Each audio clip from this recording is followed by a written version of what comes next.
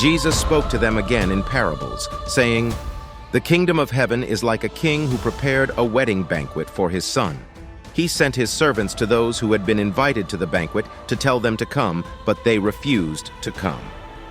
Then he sent some more servants and said, 'Tell those who have been invited that I have prepared my dinner. My oxen and fattened cattle have been butchered and everything is ready. Come to the wedding banquet.'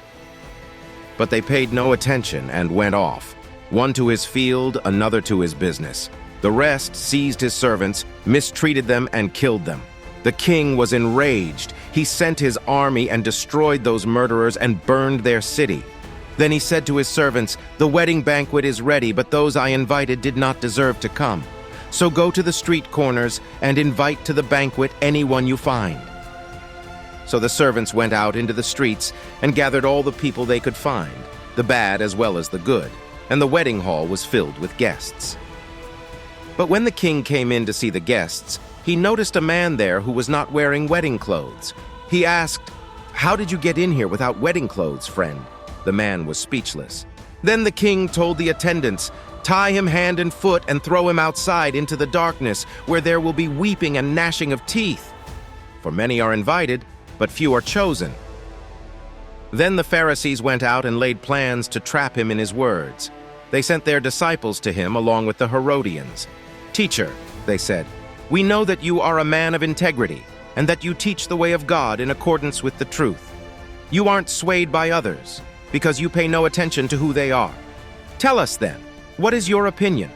Is it right to pay the imperial tax to Caesar or not?' But Jesus, knowing their evil intent, said, 'You hypocrites, why are you trying to trap me? Show me the coin used for paying the tax.' They brought him a denarius, and he asked them, 'Whose image is this? And whose inscription?' 'Caesar's,' they replied. Then he said to them, 'So give back to Caesar what is Caesar's, and to God what is God's.'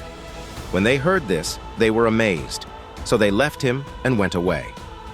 That same day, the Sadducees, who say there is no resurrection, came to him with a question. 'Teacher,' they said, 'Moses told us that if a man dies without having children, his brother must marry the widow and raise up offspring for him. Now there were 7 brothers among us. The first one married and died, and since he had no children, he left his wife to his brother.